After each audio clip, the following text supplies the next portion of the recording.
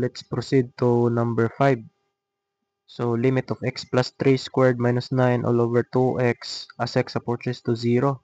So let's answer this one. So if we try also, it is also in the indeterminate form. If we try to the direct substitution, so we'll evaluate this one. So limit, so as x approaches to 0, so we'll have, so x squared plus 6x plus 9 minus 9 all over 2x. So after this one, we'll combine similar terms. We'll cancel 9 minus 9 just equals to 0. So we'll have limit as x approaches to 0. So x squared plus 6x all over 2x. So after this one, we'll factor out x from the numerator. So as limit as x approaches to 0, so x multiplied by x plus 6, right? So all over 2x. So after this one, we'll cancel x. We'll cancel x from the both sides, uh, both numerator and denominator. So we'll have x plus 6 all over 2. So we'll have a direct substitution now. It will not make our equation to 0. So we'll have a 0 plus 6 all over 2. So we'll have 6 divided by 2 is just equals to 3. So this will be now our final answer. We'll check if our answer is correct. 3. So for number 5, the answer is 3. And our answer here is correct. So let's proceed to number 7. So let's proceed to number 7. So limit of x minus 1 all over square root of x plus 3 minus 2 as x approaches to 1. So we'll have, it is also in indeterminate form. So we'll have to further evaluate this one. We will have its conjugate. So limit as x approaches to 1.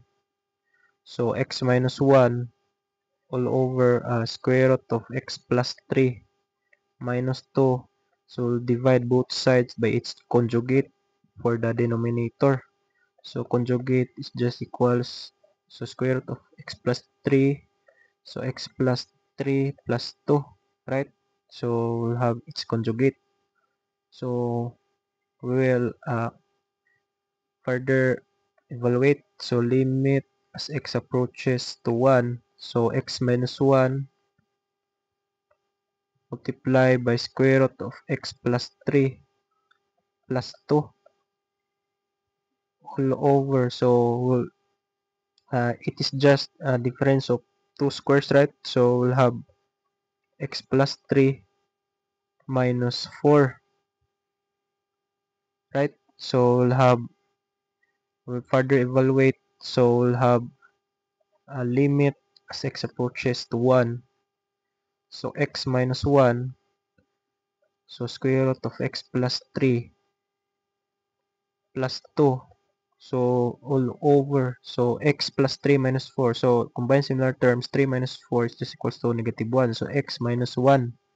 Right? So after this one, we will cancel x minus 1 from the both numerator and denominator. So that will now the remaining, so it is not in indeterminate form. So we'll have direct substitution. So x to the value x to 1. So 1 plus 3 plus 2.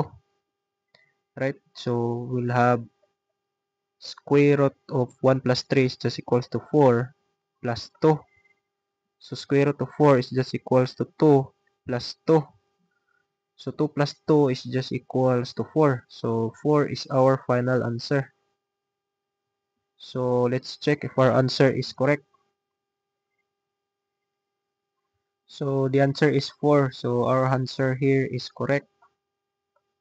So let's proceed to number 9.